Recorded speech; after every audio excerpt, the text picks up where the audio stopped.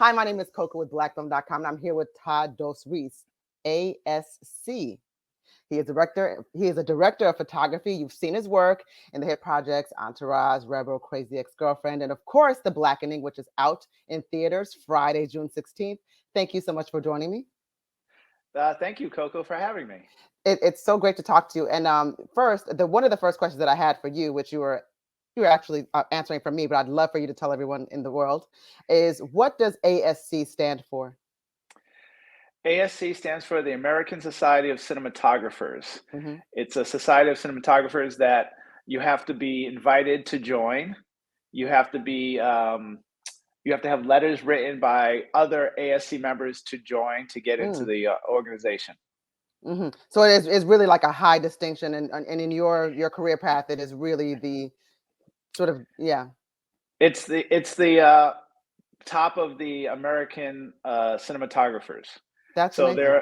there are about 400 cinematographers in the ASC, Hmm. and there are 12 black cinematographers in the Really? ASC.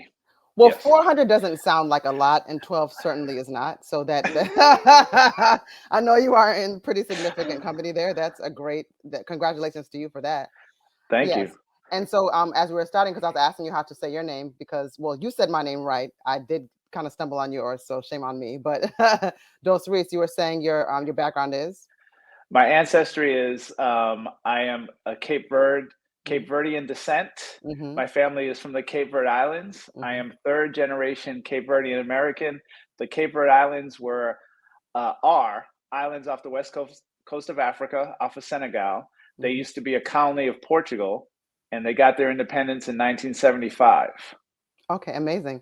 And then you were asking me where I was from, and I was going to tell you that my mother originally is from Rwanda, and my father is from Tanzania. My mother was, raised in Tanzania, so I have that. But I did my ancestry DNA. I do not share any with you. Unfortunately, I'm not any part of Cape Verdean. But what I did find out is that I have most of my ancestry is in East Africa and also Northern East Africa. I'm 100% sub-Saharan, and I do have Congolese and Angolan heritage as well. So I was excited about that. Wow, so 23andMe can really break it down. It can really break it down. I said, "Oh, so you guys know?" Because I know my parents, they ain't been nowhere, so I knew that for a fact. No, so That's that's amazing. no, I thought that was really cool and that was amazing. But it's really cool to talk to a fellow African here, but Yes, you were always. you were born and raised in Massachusetts, and it seems that you had some pretty humble beginnings. So let's just talk about, like, just your upbringing and what led you to where you are now. So just starting with Massachusetts, what was that like? And were you raised around a lot of Cape Verdean the family, or? Yes, I'm from a small city Mhm, about an hour south of Boston called New Bedford, Massachusetts. mhm, Um, that area of New Bedford, Massachusetts, Providence, Rhode Island, Connecticut, that southeastern New England area has a very big number of Cape Verdeans. mhm, So the Cape Verdeans would come from the islands, and for some reason, they all came to New Bedford. I mean, back in the whaling days, they came as whalers and fishermen because that's what they did in the islands, or they mhm, were forced to come here and mhm, do that work. Um, but I do have a lot of family still in the area. mhm, It's probably the biggest number of Cape Verdean Americans are in that area. mhm, Uh, there's some in Atlanta, there's some in Los Angeles, Northern California, mhm. but the largest number of Cape Verdean Americans are in New England, specifically in New Mhm. Bedford, Massachusetts. Mhm. I've always known that, just like know that there's a lot of Cape Verdeans in Massachusetts, but I never knew the tie-in where you're saying with the whaling. So it's kind of like, well, if we're doing this, what we're doing back home to some extent, and of course, people are going to migrate where their people are. Like, for instance, there's just not a lot of Tanzanians in the United States, like, period. They just ain't out here. And if you meet one, they're probably related to me or they know my parents, right? And I'm just being very sincere when I'm saying that. But what you'll find is that my parents are in the Chicago area. So, hey, is a Tanzanian there? Okay, I'm coming there too. So then the ones that are there, they just go where family is or community or some sense of community. So there is a larger community of Tanzanians in Chicago. So I see that tie-in is same. It's just a sense of community. So I can understand why Cape Verdeans would come. Of course, finding some commonality as far as work that people were doing back home. And unfortunately, some people were forced to come, as you said. But for those that weren't, hey, this is where we are. So I get that. Now, moving right along to your career, you also went to USC, which is also a very prestigious university and known for the TV and film element. What led you there? Because first of all, it's not an easy school to get into. So so you've got a lot of things going on. He's part of the ASC. He went to USC. He's a smart guy. So how So did we? Yeah, what's going on here? What's the so I story? have to even go back to my original New Bedford, Massachusetts. Okay. So I grew up in, like I said, New Bedford, Massachusetts, single mother. Yeah. Grew up raised in the housing projects of New Bedford, Massachusetts. Hmm. The whole story. Welfare kid, only child, raised Hmm. by one mother and grandparents and aunt and uncle in the area.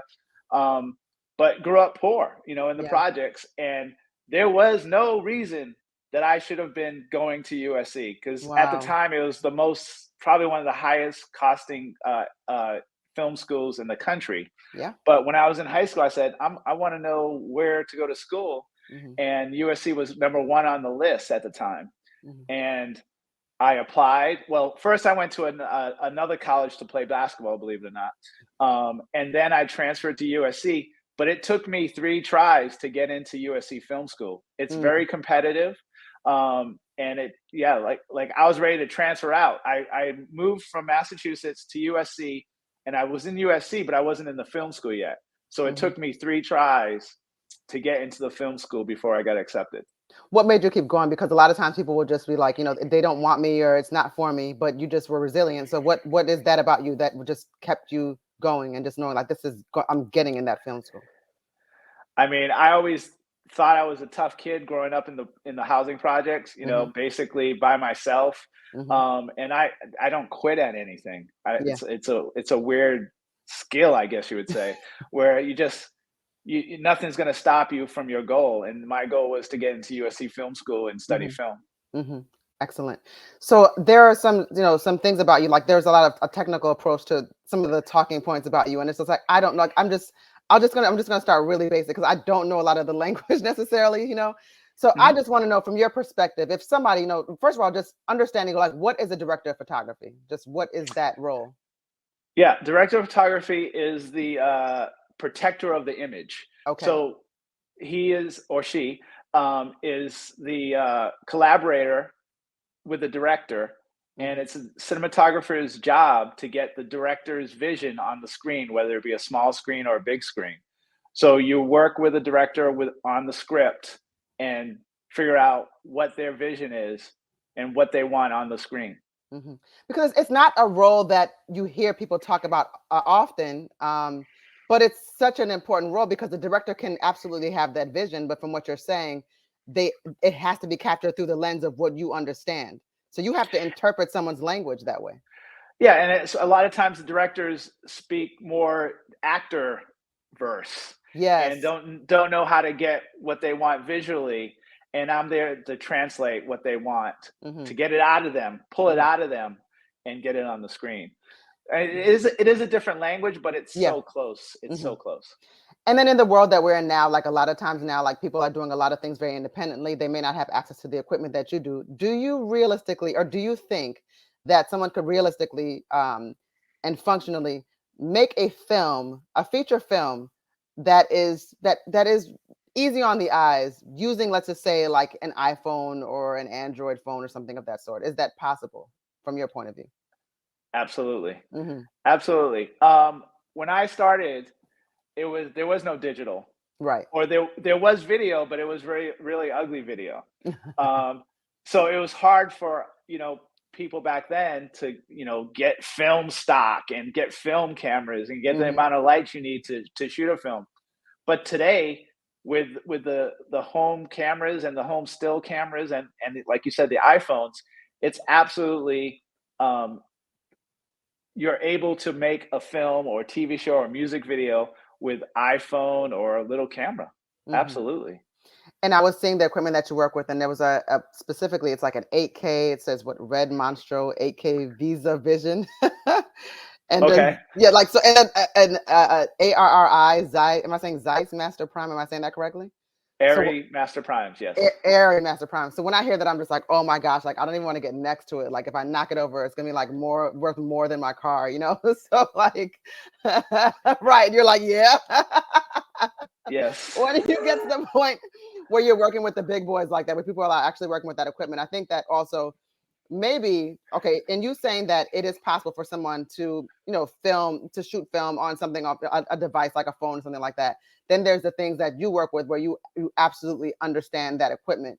Do you ever find that sometimes people like almost overbuy into things that they may not necessarily understand yet? And when it's like, slow down, let's get the fundamentals down first, and then we'll work our way up when we get there. I mean, it is better to learn on Hmm. something that's not as expensive as your car. Um, but you just learn as you go, and Yeah. as you start off, you may be working with a lower end camera, Hmm. but you learn things that shortcuts that camera can only teach you. Like if you jump to a big camera, you may not know the fundamentals. Right. Photography is no matter what what kind of camera you use. Photography has its the basic elements. There's lenses, there's lighting, there's grip equipment, there's camera movement, there's composition, Hmm. there's acting that you have to learn. Hmm. Um, but that's still, no matter if you shot on an iPhone or you shot on the Red Monstro, Hmm. you still have to know the basics. Yeah. Yeah. So learn the basics as soon as you can, and uh, you'll have that lesson in your library forever. Hmm.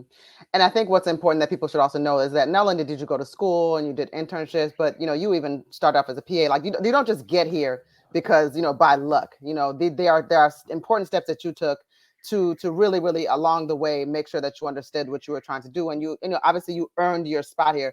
And I just like to I mean, I'm not saying that there's a right or wrong way to do things, but I just like to know what you think about the emphasis of education and just really being able to start sort of from the bottom and then work your way into the position where you are now, where you've obviously made quite a name for yourself in Hollywood.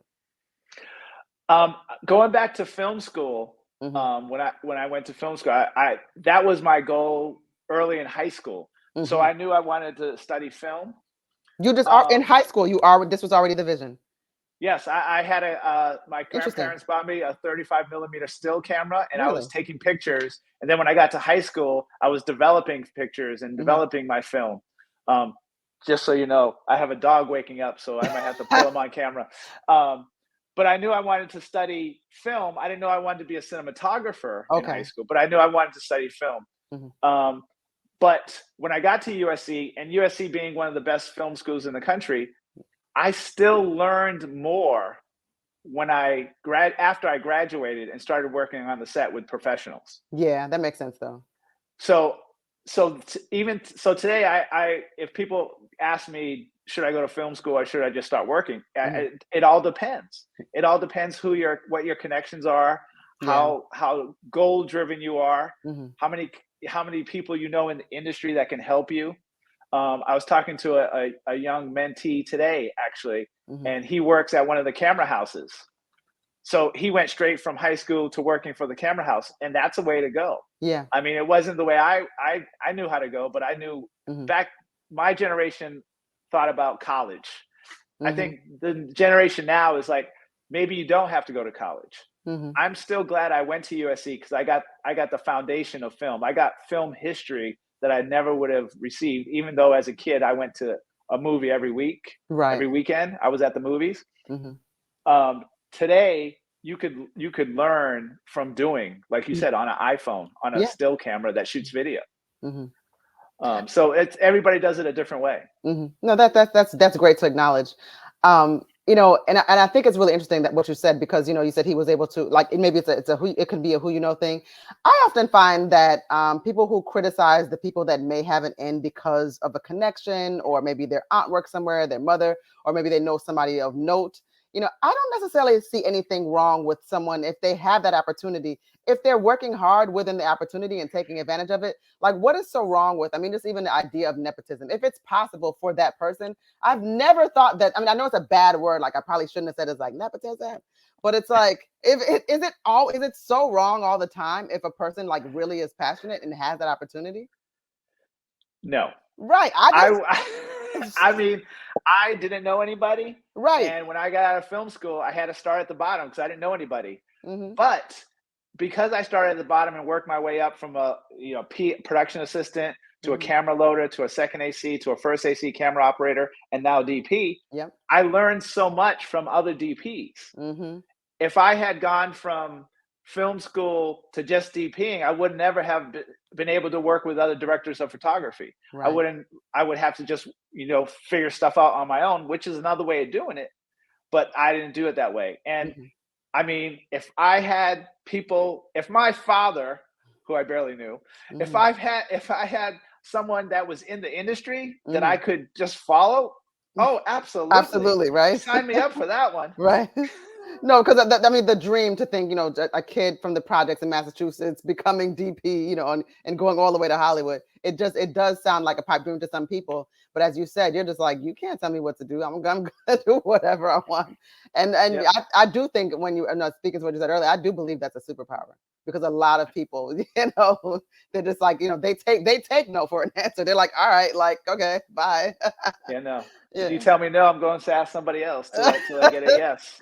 That is no, that's an amazing quality to you. So let's just talk about the Blackening. I was able to see it at the premiere at the Apollo, and I mean, it is really one of those. It is so hilarious. It's very much so like shouting at the screen worthy, and it does test your blackness. I was able to pass all the tests. I knew all the references. It was hilarious. But in shooting a film like that, I do pay attention to elements of film that maybe that I like I said I can't probably speak to them in a technical way, but I can speak to how they make me feel. And I do know that when I was watching this film, a lot of it was lit very dark, and it was obviously very intentional. And I want to know, like, when you're setting up these scenes, and it doesn't necessarily even have to be like scary or ominous music, but lighting seems to play a really huge role in how you feel. So can you talk about that too? So Tim Story, the director, and I, when we started prepping, Hmm. we always talked about that fine line of comedy and horror. Hmm. That where because it's not a normal that's not a normal genre hybrid. Right. I mean, it was done in Scream and Get Out did it beautifully. Hmm. But we had to talk about where's that fine line. So I knew Tim was going to handle the actors and the script and the comedy of it. And we talked about me just handling the drama lighting, horror lighting, Hmm. darkness. Where's that fine line where I never wanted it to be too bright.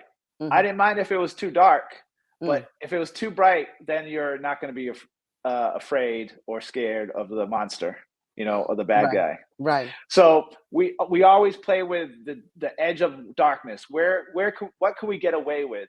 How dark can we make it, especially with people of our skin tone? You Yeah. know, and there were very varying shades from I the was gonna lightest say that. Yes. Grace Byers to Hmm. Namdi Sinqua Walls. So where in that fine line so that Sinqua and Grace can be in the same shot and you Hmm. not make it too bright or too dark. So we always had to find that fine line, and it's just basically going from my history and library that I've built up so far of Hmm. where I can put my exposure and get Hmm. Grace's face and Sinqua's face. In the same shot. No, that's an excellent point. Because even just going back to things like even like makeup, lighting and or just so many things is so important.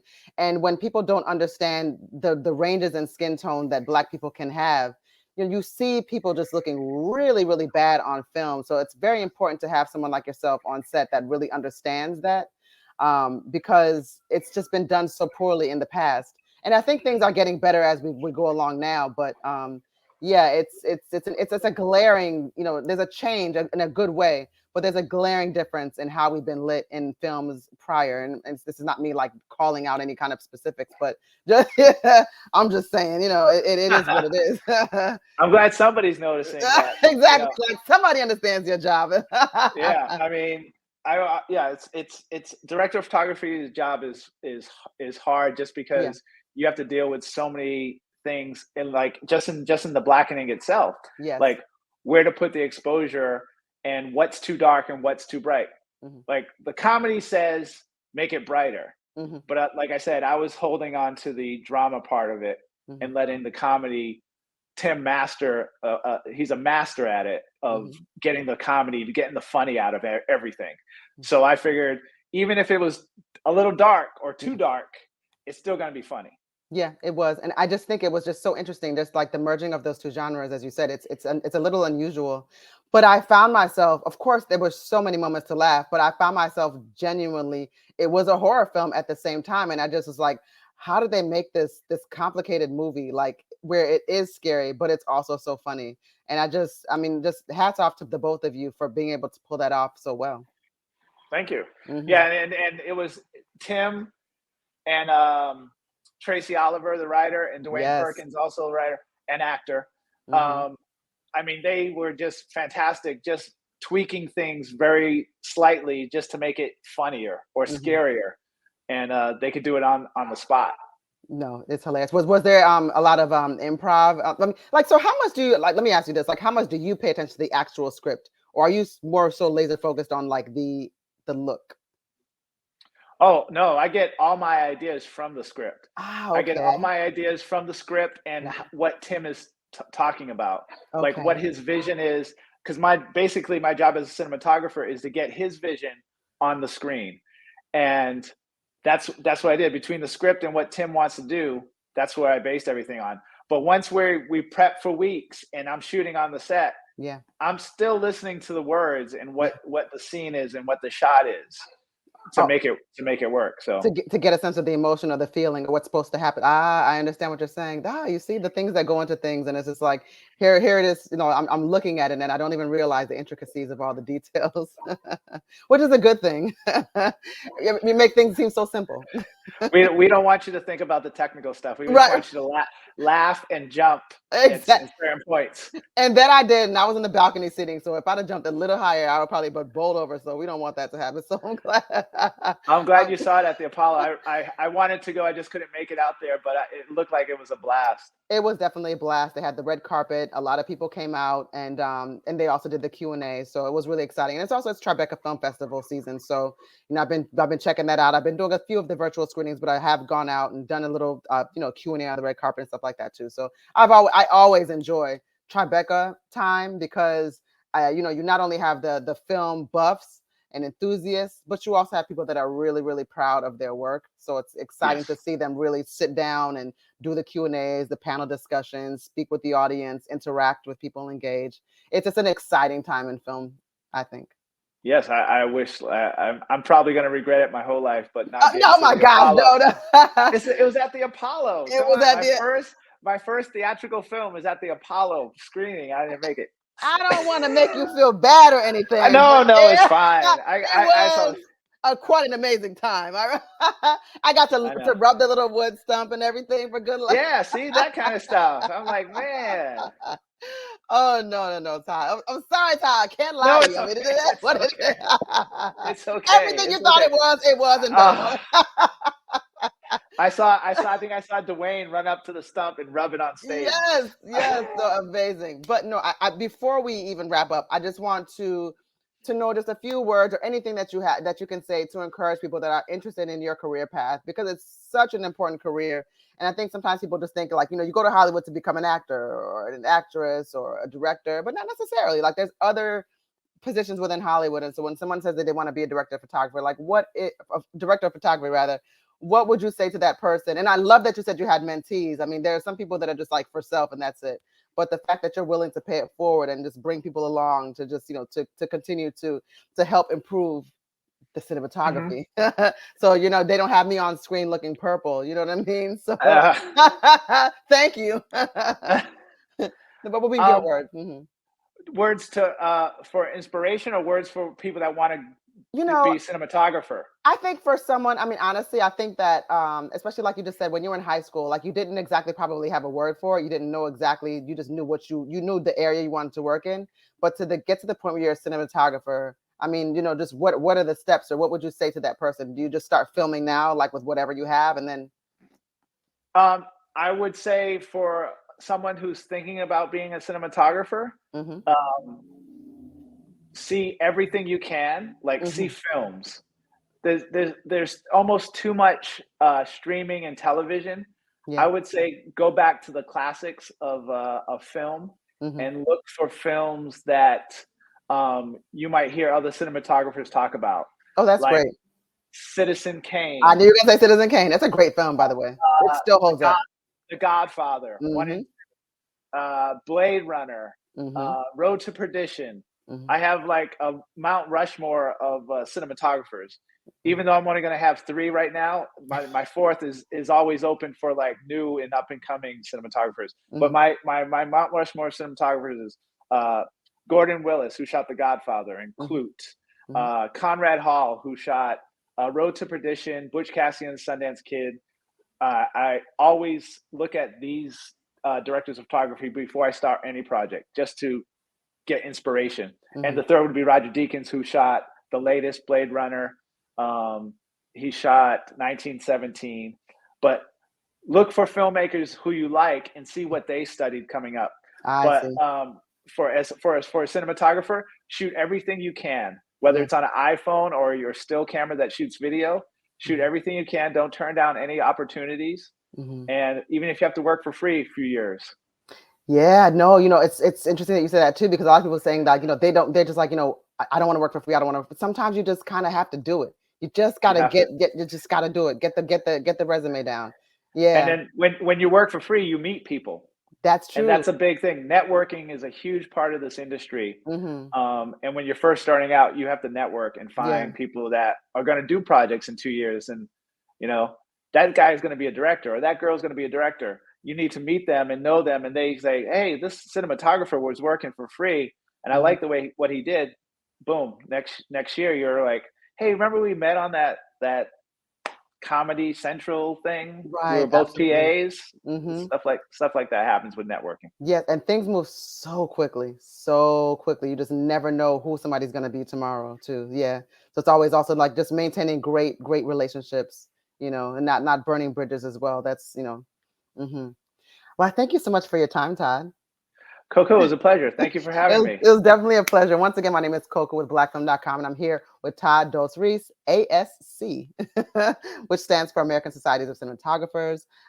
Again, he is a director of photography, cinematographer. You've seen his work in Entourage, Rebel, Crazy Ex-Girlfriend, of course, The Blackening, which was at the Apollo, and it was great. But it's been such a pleasure to talk to Todd. I think that, this is a great conversation to have, because again, I speak to a lot of actors. I do occasionally speak to some people behind, like writers and producers and directors, but I have not really spoken to a lot of cinematographers. Well, actually any. I think you're the first.